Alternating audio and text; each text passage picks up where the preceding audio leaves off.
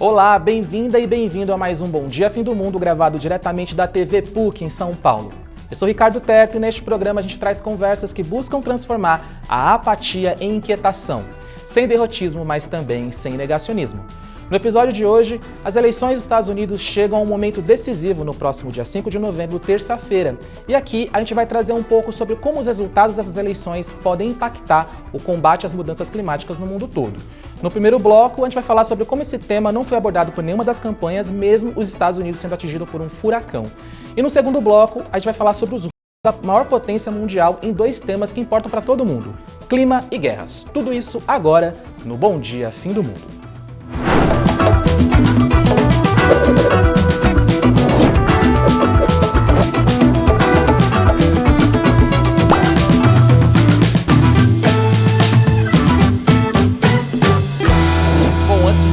Como sempre, deixa eu começar cumprimentando minhas colegas aqui de Fim do Mundo. Primeiro, Giovana Girardi. Bom dia, Giovana. Bom dia, Terto. Bom dia, pessoal. Tudo bem por aí? E Marina Amaral. Bom dia, Marina. Bom dia, Terto. Bom dia, gente. Feliz Dia das Bruxas. Feitas as devidas apresentações e cumprimentos, enquanto a batata do Fim do Mundo segue assando por mais uma semana, aproveite que você está aí nos escutando e nos assistindo e siga e assine este podcast onde estiver. Seja o nosso profeta do Apocalipse, traga mais olhos e ouvidos para estas conversas. Se você quiser nos assistir, estamos no YouTube da Agência Pública. Se você quiser nos escutar, estamos em todos os tocadores de podcast. Se você for nos escutar no Spotify ou na Apple, aproveite e dá 5 estrelas para dar mais moral aí para esse podcast ficar bonito nos tocadores. Agora que eu já passei o nosso chapéu, bora para o primeiro bloco. Bom, gente, tem sido aí, né, eleições nos Estados Unidos bem conturbadas, né, com muitas reviravoltas aí, tiro e tudo mais, mas chegou na sua hora H, inclusive uma hora decisiva para as questões climáticas. Então, Giovana, a gente pode começar trazendo um pouco, né, de como é o histórico, tanto do Trump quanto da Kamala, né, em relação a esse tema. Exato, Terto. Há quem diga que essas eleições dos Estados Unidos talvez sejam a história sobre mudanças climáticas mais importante do ano, da década. Principalmente porque ele opõe, as eleições opõem duas pessoas que têm históricos completamente diferentes sobre o assunto, mas também porque os Estados Unidos são uma das peças mais importantes nesse tabuleiro geopolítico climático mundial. Os Estados Unidos são o maior emissor histórico de gás de efeito estufa e o segundo maior emissor da atualidade, só perdendo para a China. Então a forma como os Estados Unidos se portarem aí nos próximos anos vão ser decisivos para definir ou o sucesso ou o fracasso do combate à crise climática. Bom, eu imagino que nessa altura do campeonato todo mundo já esteja careca de saber que o Trump é um notório negacionista, né, das mudanças climáticas, que ele sempre disse se tratar de uma farsa. Ele tirou os Estados Unidos do Acordo de Paris tão logo ele assumiu. O Acordo de Paris, para quem não lembra, é um compromisso que foi assumido por praticamente todos os países do mundo em 2015, quando eles se comprometeram a reduzir suas emissões de gás de efeito estufa, ou se esforçar para isso, para tentar conter o aquecimento do planeta, né? O Biden, assim que voltou, recolocou os Estados Unidos no Acordo de Paris e o Trump já está dizendo que vai tirar de novo, que ele chama de o acordo horroroso, injusto, enfim. Mas o Trump não fez só isso. Ele revogou internamente uma centena de regulações ambientais, dificultando ali, por exemplo, o controle de poluentes. E ele chegou a se recusar, numa atitude até bem mesquinha, de aprovar ajudas emergenciais para estados democratas, como a Califórnia, que sofreu fortemente, sofre, né, até hoje, com incêndios florestais. Teve 2 incêndios fortíssimos em 2018 e 2020, e o Trump falou, não, para lá eu não vou mandar dinheiro. Inclusive, ele está dizendo que vai fazer isso de novo se ele for reeleito. Já a Kamala, ela tem um registro de ações climáticas que eu acho que é até mais intenso do que o próprio Biden. Ela foi procuradora-geral da Califórnia, por coincidência, né, o mesmo estado aí que o Trump fica querendo boicotar. E como procuradora-geral, ela teve ações assim muito interessantes de punir, por exemplo, grandes empresas de petróleo, em dezenas de milhões de dólares, responsabilizando ali pela poluição que elas provocam. Ainda no cargo de procuradora, ela criou uma nova divisão dentro da promotoria inédita, que não tinha até então, de crimes ambientais.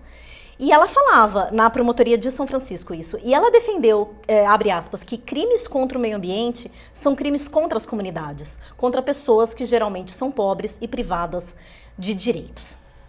Depois, como vice-presidente já dos Estados Unidos, foi dela o voto de Minerva, que aprovou aquela famosa lei que vem muito se falando nos Estados Unidos, o IRA, né, que é o Inflation Reduction Act, ou Lei de Redução da Inflação. Vale a pena a gente se debruçar só um pouquinho aqui sobre essa lei, porque essa IRA é a mais importante política climática, não só criada pelo Biden, mas eu acredito que pelos Estados Unidos como um todo, assim. Ela foi um pilar da estratégia econômica e industrial da administração do Biden. E se a gente prestar atenção nesse nome, né, redução da inflação, por quê? Ele foi muito esperto, ele não falou em clima no nome da lei. Ele fala que ela vai gerar empregos e, portanto, né, melhorar a economia do país e reduzir a inflação. Não é só uma lei climática, né? Mas, na sua base, ela é assim. Ela foi aprovada em 2022 e previu investimento de cerca de 370 bilhões de dólares em incentivos fiscais e financiamento para programas, por exemplo, para incentivar a geração de energia eólica, energia solar, para compra de baterias para veículos elétricos, inclusive incentivando as pessoas a trocarem seus carros por carros elétricos. Ou seja, ela foi projetada ali para tentar ajudar os Estados Unidos a se afastarem dos combustíveis fósseis. Se ela for cumprida na sua totalidade, há estimativas de que ela pode ajudar a derrubar pela metade as emissões de gás de efeito estufa dos Estados Unidos até 2035, na comparação com 2005. Agora, o curioso é que, até por conta do passado da Câmara e por conta desse sucesso do IRA, era de se assumir, quando ela se tornou, né, a candidata democrata, de que ela ia se valer desses avanços para falar que é possível combater a crise climática ao mesmo tempo que gera emprego e crescimento econômico, e se imaginava muito que ela ia trazer essa questão para o centro da campanha eleitoral, né? Até como uma forma de ficar mais evidente o contraste dela com o Trump, que foi uma coisa que o Biden fez muito na campanha eleitoral passada, de se mostrar como um opositor do Trump nessa seara. Mas isso acabou não acontecendo, né? Pois é, de fato, tanto nas eleições dos Estados Unidos, como nas eleições que a gente viu por aqui, esse tema não apareceu, né? Foi um não tema das eleições. Sim.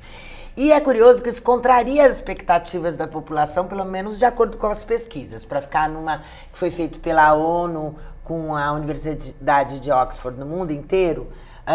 Nos Estados Unidos, 66% da população quer medidas mais enérgicas do governo quanto o clima, e no Brasil esse percentual se eleva para 73%. Mas, assim como aconteceu nos Estados Unidos, né, como a Giovana estava explicando, por aqui também não foi um tema muito relevante. A gente teve algumas exceções. Belém, talvez por ser a próxima sede da COP, também tem essa questão do benefício econômico aí, né? O candidato do governador Helder Barbalho, o Igor Normando, trouxe o tema para a campanha e foi eleito.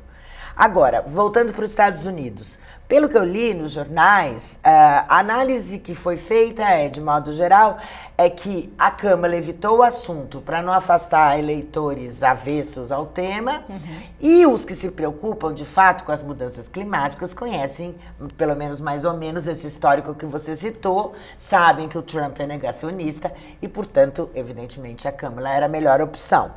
Mas também vi análises que criticaram essa atitude porque se perdeu uma oportunidade de uma ação, digamos, mais pedagógica, né? Num ano que já teve tantos problemas climáticos.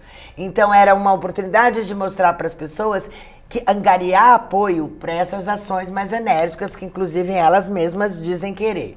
Para você ter uma ideia, em 2000... Segundo uma reportagem do New York Times, em 2000, o governo federal dos Estados Unidos emitiu 2 declarações de desastres. Até o momento, em 2024, já são 66 declarações. Uau! E também significa perda de dinheiro. De acordo com estimativas compiladas pelo New York Times, em 2023, os prejuízos em todo o país foram estimados em 180 bilhões de dólares. Uma análise também feita pelo New York Times mostra um outro lado dessa moeda que é bastante grave também.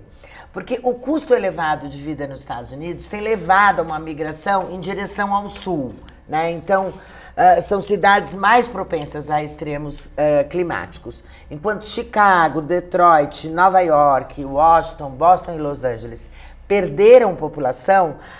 Tampa, onde o furacão Milton fez mais estrago, por exemplo, aumentou o número de moradores. Assim como Las Vegas, Dallas, Austin, Houston, Atlanta, Charlotte, todas no sul, todas as cidades no sul, e com riscos elevados de calor extremo, incêndios florestais e enchentes.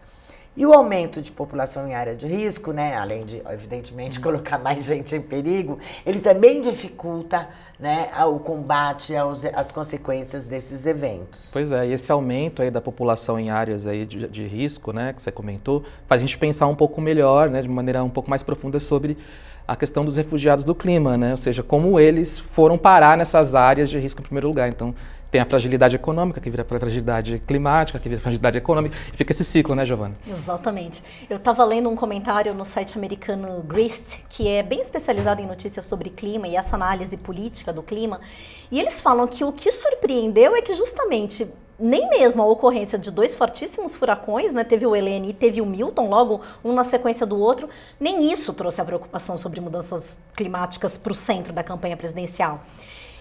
Os furacões foram sim citados, mas curiosamente só como fonte de desinformação, obviamente, por parte de Donald Trump, né, que ficou espalhando mentiras de que os estados que são republicanos não estavam recebendo, por exemplo, ajuda do governo federal. O que é engraçado, porque, como eu falei há pouco, quem fez isso foi ele, né, quando era presidente. Agora, esse era o momento ideal, né? Com tudo isso que está acontecendo, como a Marina citou, e o fato de ter mais populações em área de risco, devia ter chamado, era o momento ideal para trazer a mudança do clima para o centro do debate, porque é ela que está piorando a ocorrência desses eventos todos.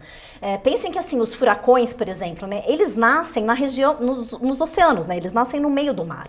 Só que com o aquecimento global, as águas também estão muito quentes. Então, assim, essa água quente, ela funciona como uma espécie de combustível pro furacão ficar cada vez mais forte, né, mais intenso.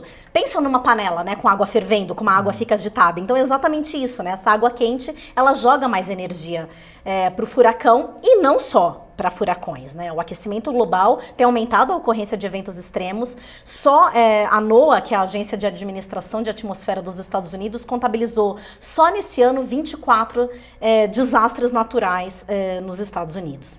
Pois é, né? Era de se esperar aí que um país que tem tantos desastres se preocupasse, né, melhor com esse tema. No segundo bloco, a gente vai falar um pouco sobre a expectativa, né, do que esperar numa vitória de Trump ou da Kamala, na questão do clima, mas também de outro tema que afeta todo mundo do planeta, que é a questão da geopolítica. Mas antes, a trombeta da semana, onde as eleições nos Estados Unidos continuam pegando fogo, só que agora, literalmente.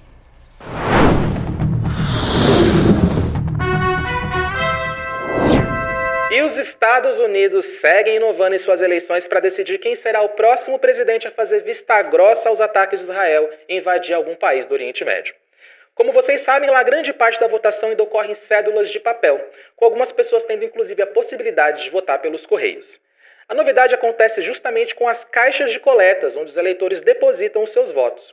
2 delas foram incendiadas na última semana. É o voto impresso, auditável e incendiável. Centenas de eleitores tiveram seus votos transformados em pó. E não, Ricardo Nunes não está concorrendo à presidência dos Estados Unidos. O que seria ótimo, porque os Estados Unidos sem energia elétrica prestariam um grande favor ao meio ambiente.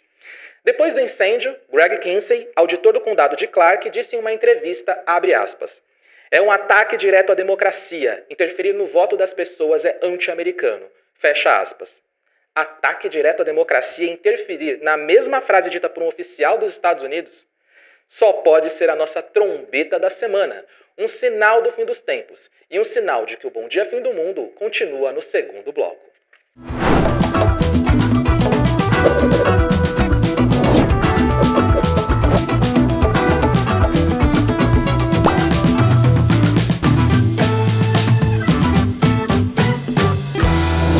Bom, as urnas incendiadas aí nos Estados Unidos são um bom símbolo, né, desse episódio que a gente está tentando tratar como que, né, essas eleições vão impactar as questões do clima. Giovana, eventual vitória da Kamala do Trump, né, o que isso significaria com quem a gente vai andar aí pro fim do mundo. Acho que a gente vai seguir andando pro fim do mundo. Assim, a Câmara não só tratou muito discretamente da questão climática, como no único debate que ela teve com o Trump, por exemplo, na mesma frase em que ela cita os ganhos de emprego, né, os ganhos para o clima com a lei de redução da inflação, ela também valorizou que nos anos Biden a produção de óleo e gás bateu recorde nos Estados Unidos.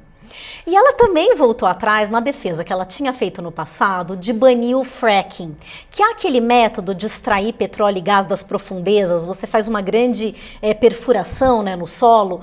E ela é polêmica porque ela traz ali malefícios ambientais, mas ela foi super importante para os Estados Unidos se tornarem autossuficientes nos combustíveis fósseis. E é até importante, assim, porque o gás natural, ele reduziu, você ter mais gás natural, você reduz o uso de petróleo, o que por si só reduz as emissões de gás de efeito estufa, porque o gás natural é menos poluente, mas ainda assim é um combustível fóssil, né? E o fracking é muito usado no estado da Pensilvânia, que é um daqueles estados pêndulo, que é muito importante para essa eleição, né? Então a Câmara tá meio que acendendo uma vela para Deus, outra para o diabo ali nessa eleição. Enfim, então por conta até desse posicionamento dela, ficou um pouco difícil imaginar se ela vai, por exemplo, ampliar as políticas do Biden, caso ela seja eleita. Ainda assim, no plano de governo dela, ela fala, dentro de uma promessa maior de construir uma economia de oportunidades, com custos mais baixos para as famílias, em que todo mundo tem a chance de competir e de ser bem-sucedido, nesse blocão ali de promessas, ela fala da questão climática e da questão energética. Então ela vira e fala assim, que como presidente, abre aspas, ela vai unir os americanos para enfrentar a crise climática à medida que desenvolve o IRA. Ela disse que vai promover a justiça ambiental, proteger terras públicas e a saúde pública, aumentar a resiliência a desastres climáticos, reduzir os custos de energia doméstica, criar milhões de novos empregos e responsabilizar poluidores a fim de conquistar água e ar limpo para todos. É isso que ela traz no plano de governo dela. De todo modo, por contraste, mesmo que ela só mantenha o que o Biden já fez e não consiga ir além, ainda assim ela é obviamente melhor que o Trump, que passou a campanha inteira, por exemplo, sinalizando para os combustíveis fósseis. O lema um mantra, aliás, que o Trump falou a campanha inteira foi drill, baby, drill, que é o quê? Perfurar mais ali a busca, né, de mais petróleo e gás, que ele chama que é o ouro líquido que está sob os nossos pés.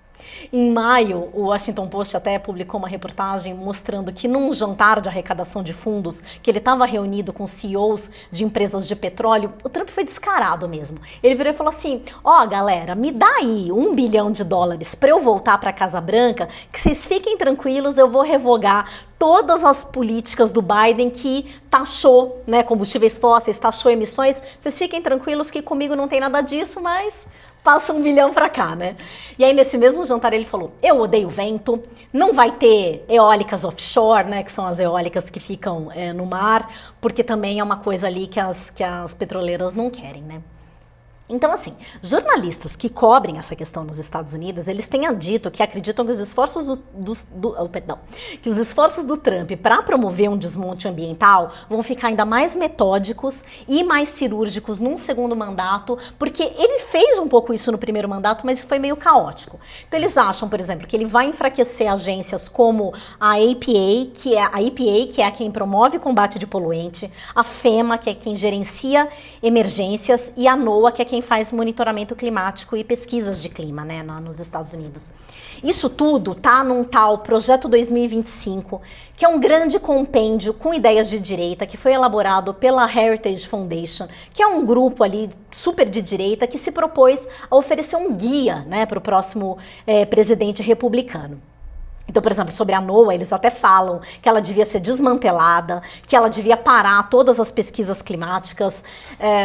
E aí o Trump tem dito coisas assim. Ele até fala que ele não tem nada a ver com o Projeto 2025, mas assim, metade dos autores, são 300 autores desse documento, né? Metade deles ou trabalhou com o Trump no governo, ou trabalhou na equipe de transição, ou na campanha.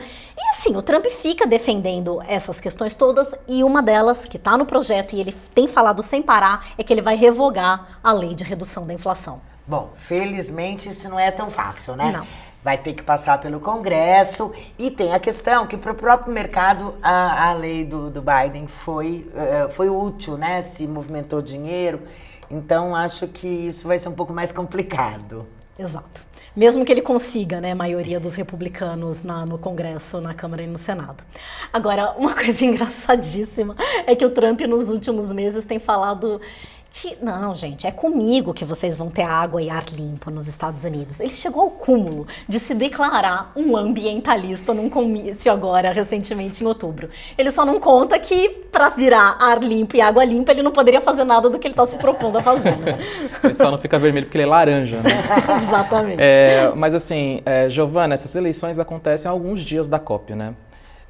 Então, acho que vale perguntar, né? Como você acha que o resultado dessas eleições podem impactar, influenciar, né, as conferências do clima?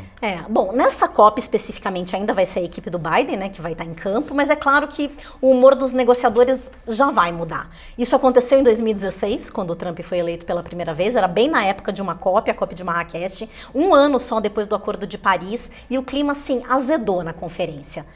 Só que é isso, a gente está num momento crítico, desde o Acordo de Paris, em vez das emissões caírem, elas só subiram, estão batendo recorde, bateram recorde no ano passado. Então, perder os Estados Unidos nesse momento, nessa luta, vai ser crítico, assim. Não só por conta das emissões, mas pela questão financeira.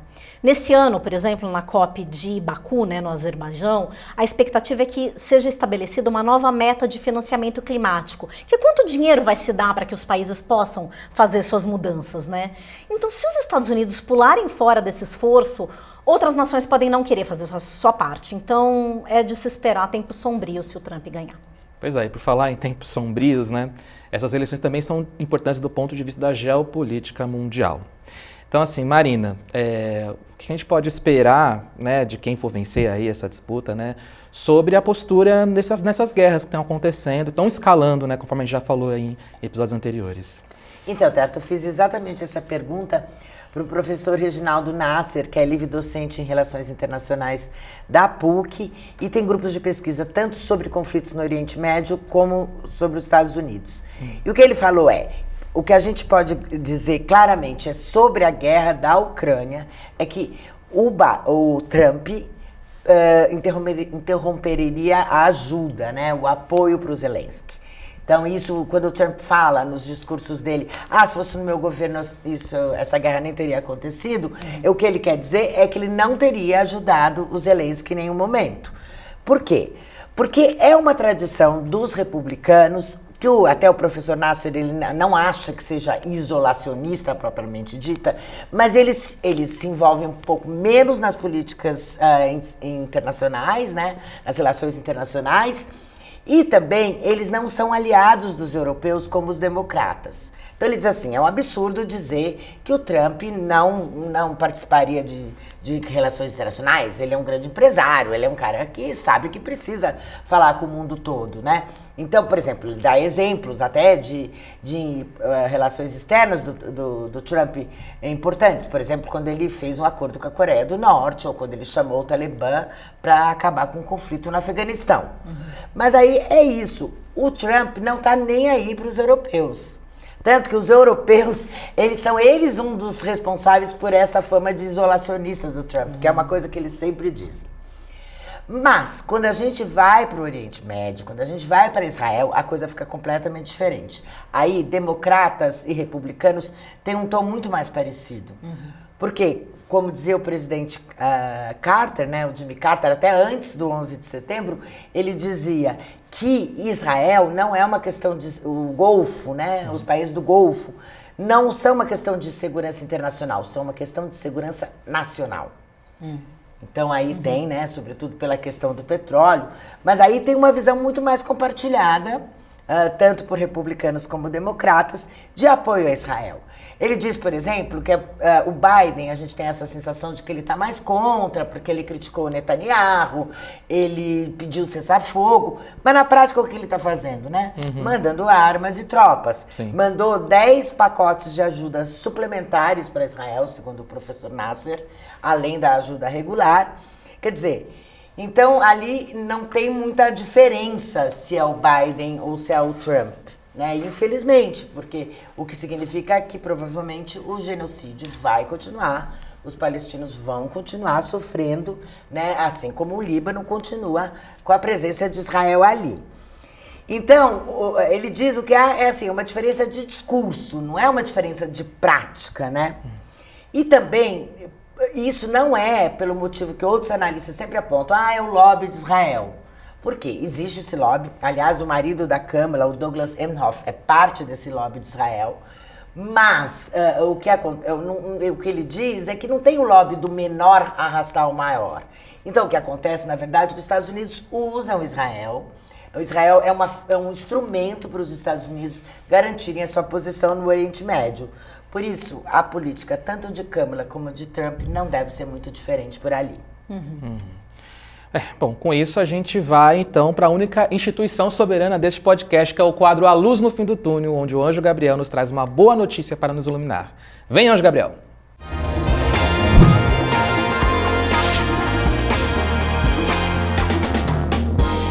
Você sabe o que é a acidificação dos oceanos? Esse é mais um problemão do aquecimento global, mas vamos lá que eu te explico. Os oceanos absorvem mais ou menos 1/3 de todo o gás carbônico que é lançado na atmosfera. Mas quando esse carbono reage com a água, forma o ácido carbônico, que aumenta a acidez da água. Um oceano mais ácido absorve menos carbono do ar, o que pode aumentar ainda mais o aquecimento global. A luz no fim do túnel é que a startup canadense Carbon Run encontrou uma forma de reverter esse processo. A ideia é misturar calcário nos rios, para deixar mais alcalina a água que chega nos oceanos e assim aumentar a absorção de carbono da atmosfera.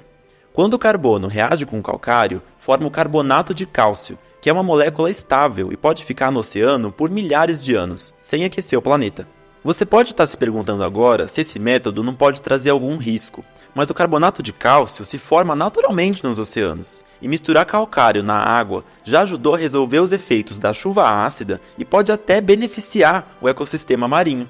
No fim das contas, não vai ser suficiente só cortar emissões para combater a mudança climática. A gente também vai precisar retirar carbono da atmosfera, e esse método pode ajudar nessa tarefa. As informações são do New York Times. E depois dessa luz no fim do túnel, é hora de agradecer a quem ilumina o trabalho da Pública. São as pessoas que contribuem com o projeto de Aliados, que é o que viabiliza matérias, reportagens, investigações e programas como este aqui. Se você quer fazer parte dessa verdadeira arca de salvação, acesse apoie.apublica.org. apoie.apublica.org e veja lá as melhores opções para você apoiar o nosso trabalho. E foram os aliados que investiram e apoiaram no próximo podcast narrativo da Agência Pública, Caso K, a história oculta do fundador da Casas Bahia.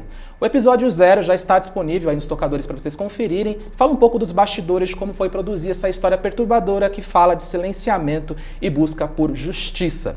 O episódio 1 vai estar disponível dia 5 de novembro em todos os tocadores, aí, episódios semanais. Você também pode colaborar com o Bom Dia Fim do Mundo enviando a sua sugestão de trombeta da semana e luz no fim do túnel para correiodofimdomundo@publica.org. correiodofimdomundo@publica.org. Agora eu vou me despedir aqui das minhas colegas do Fim do Mundo. Um abraço, Giovana. Um abraço, Terto, e vamos ver o que vai vir dessa eleição, né? E abraço, Marina. Abraço, Terto, torcendo pela derrota do Trump. Até o próximo Bom Dia Fim do Mundo, quinta-feira bem cedo em todos os tocadores de podcast e também no YouTube da Agência Pública. Você também pode nos assistir através do canal Universitário, 11h30 da noite, segunda-feira. Boa noite, Fim do Mundo, para quem nos assiste através do canal Universitário. Até semana que vem, Bom Dia Fim do Mundo.